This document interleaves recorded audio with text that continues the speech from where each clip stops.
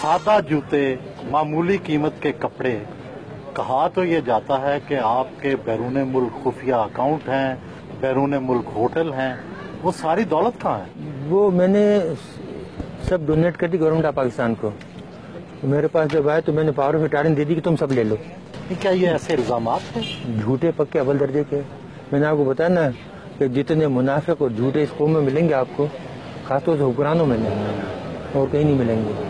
हम लोग जो हमें जानते हैं, हमारे साथ काम करने वाले 30-30 बरस से घर वाले, उनसे पूछ लें कि जितनी सादा जिंदगी हम गुजारते हैं, जितना सादा हम खाना खाते हैं, जितनी ईमानदारी से हमने काम किया, आज तक सरकारी चीज यूज नहीं की।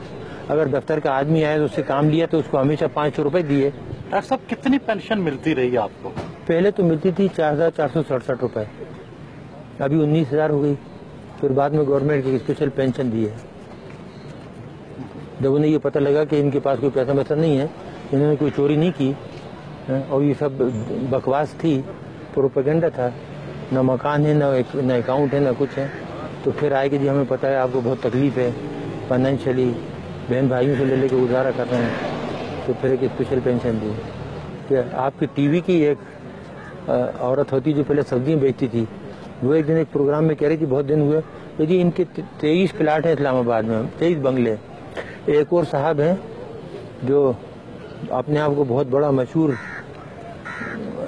कंपेयर कहते हैं, वो कहने लगे कि जी ये तो ठीक है इनको बंद कर दिया, लेकिन इनके जो मिलियंस बाहर रखे हैं वो भी तो मंगाओ। तो कितने प्लाट आपके हैं इस्लामाबाद में? पूरा इस्लामाबाद, पूरा पाकिस्तान मेरा नहीं, वैसे जहाँ जैसे आपकी जाती मलकियत कितने हैं? मेरी जाती मलकियत जो घर आपने देखा था वो है, और एक बनी गला में जो हमने बनाया था, और उसके कागजात मौजूद हैं, पैसे जिस तरीके से हमने लगाए। ये इल्जामात क्यों लगाए? इस मुल्क में झूठ बोलना, दरोगोई तो कामन है ना, जिस पे जो चाहे इल्जाम लगा दो। जो चोर हैं, डाकू हैं, उन पे इल्जाम नहीं लगते। वो साहूकार हो तो उनकी सफाई पेश होती है कि नहीं, वो तो बहुत ही ईमानदार हैं, नौमौलूद बच्चे की तरह हैं।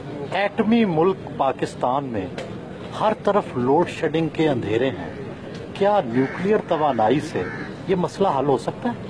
ये हो सकता है बहुत। देखिए, अगर आप करना चाहें, कोई काम भी आप करना चाहें, तो उसको आप नेशनल लेवल पे लें, नेशनल पॉलिसी बनाएं, गाइड करने वाले सही हों, लेकिन जहाँ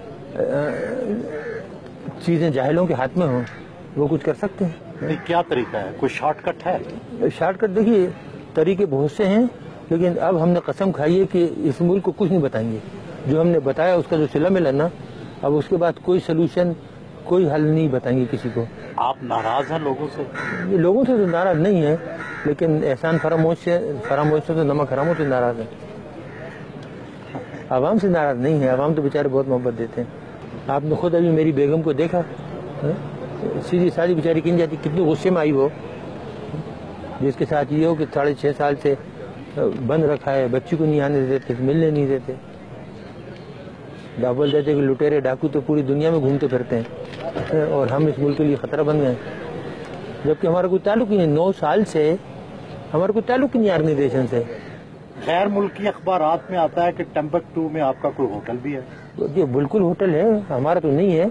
हमने तो एक गरीब को बना के दिया था बेचारे का, वो बेहद गरीब था, मुसलमान था, बेहद गरीब लोग हैं। हम सब ने मिल के 8-10 आदमियों ने चंदा करके, तो तकरीबन $50,000 थे, उसको वहाँ उसने जगह ली थी और उसको उसने बनाया। अगर हमारा तो हमारे पास वहाँ से पैसे आते कि नहीं आते, और हमें वहाँ बनाने की जरूरत पड़ी थी। अगर हमें बनाना होता तो यहाँ इस्लामाबाद में 1-2 घर खरीद के उससे आमदनी नहीं कमाते। डॉक्टर साहब, जिंदगी में किसी बात का पछतावा भी है? इस कौम के लिए काम करने का।